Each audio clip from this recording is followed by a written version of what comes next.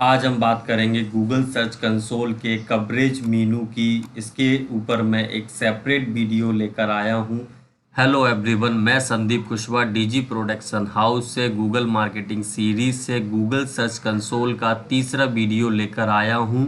एक और important process जो आपके और मेरे लिए बहुत इम्पोर्टेंट होती है। चैनल डीजी प्रोडक्शन हाउस को सब्सक्राइब करना है और बेल आइकन को जिस तरीके से दबाना है जिससे आपको मेरे वीडियो के सारे नोटिफिकेशन आ सके। Welcome back again. ये गूगल सर्च कंसोल का कवरेज मेनू है जहां पर आपको 4 बॉक्सेस दिखाई दे रहे हैं। नीचे ग्राफ है और उसके नीचे एरर डिटेल शो हो रही है।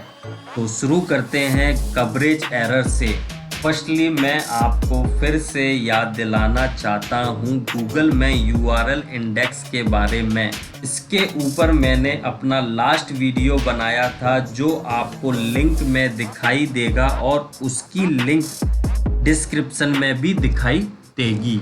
किसी भी सीरीज के वीडियो एक दूसरे से इंटरलिंक होते हैं, इसलिए हमें सीरीज के सारे वीडियो देखने चाहिए। कवरेज एरर भी हमारी यूआरएल इंडेक्स के जरिए ही आती है और इस एरर को हमें रिमूव करना बहुत ज़रूरी होता है। अगर आप इसको इग्नोर करते हैं तो गूगल आपकी वेबसाइट की नेगेटिव मार्केटिंग करता है, जिससे आपकी वेबसाइट के एसईओ पर प्रभाव पड़ता है और आपकी रैंकिंग डाउन होती है। गूगल पर यूआरएल इंडेक्स कराने के लिए रिक्वेस्ट इंडेक्सिंग करते हैं और इसे कंट्रोल करती है robots.txt फाइल। किस यूआरएल की इंडेक्सिंग हमें अलाउ कराना है और किस यूआरएल की इंडेक्सिंग हमें डिस अलाउ कराना है, ये हम robots.txt फाइल के जरिए करते हैं। अगर आपका किसी भी वजह से गूगल में पेज इंडेक्स नहीं कर रहा है और robots.txt फाइल में उसका कोई रिकॉर्ड नहीं मिलता है, तब आपके पास या तो गूगल के थ्रू मेल आता है या फिर आप गूगल सर्च कंसोल में ये एरर प्राप्त करते हैं। अब हम कवरेज एरर को देखें, क्या है ये एरर, कैसे सॉल्व होगी। हमें दिखाई दे रही है कि इसमें 14 पेजेस में एरर शो हो रही हैं, जिसमें 2 इशू हैं। जिस पर क्लिक करते हैं और नीचे चलते हैं तो यहाँ हमें मेजर 2 इशू दिखाई दे रहे हैं। फर्स्ट एरर है सबमिटेड यूआरएल नॉट फाउंड, जिसमें 8 पेजेस इफेक्टेड हैं। सेकेंड एरर है submitted URL has crowd issue, इसमें 6 पेजेस इफेक्टेड हैं। पहले हम समझते हैं दोनों एरर क्या है।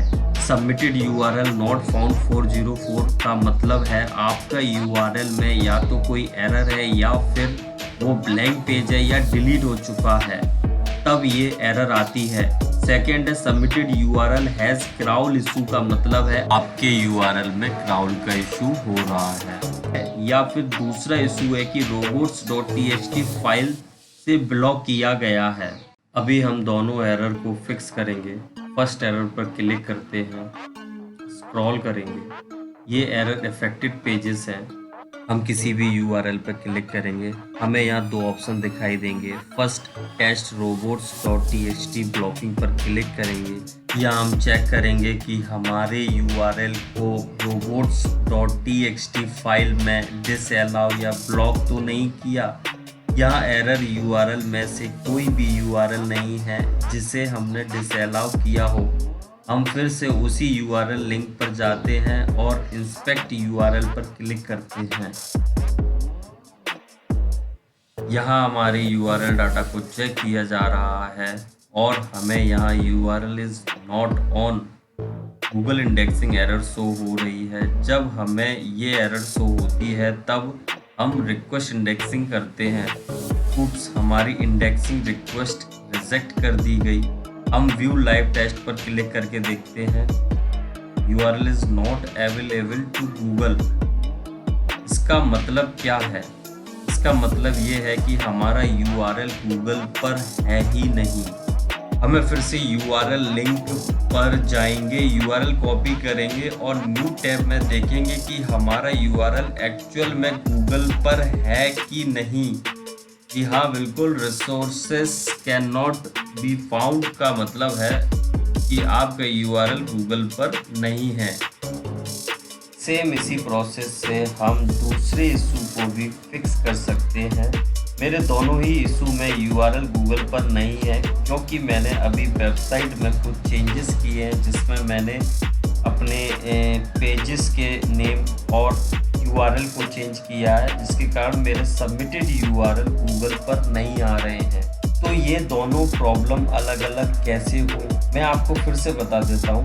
404 का मतलब है कि आपका यूआरएल इंडेक्स होने के बाद गूगल पर शो नहीं हो रहा है। क्राउल इशू का मतलब है कि आपका यूआरएल प्रॉपर इंडेक्स नहीं हुआ है। तो यहाँ से हम पर्टिकुलर यूआरएल को सबमिट कराते जाते हैं सेम प्रोसेस से। अब मैं ये प्रॉब्लम कैसे फिक्स करूँ, कैसे इन यूआरएल को गूगल से डिलीट करूँ?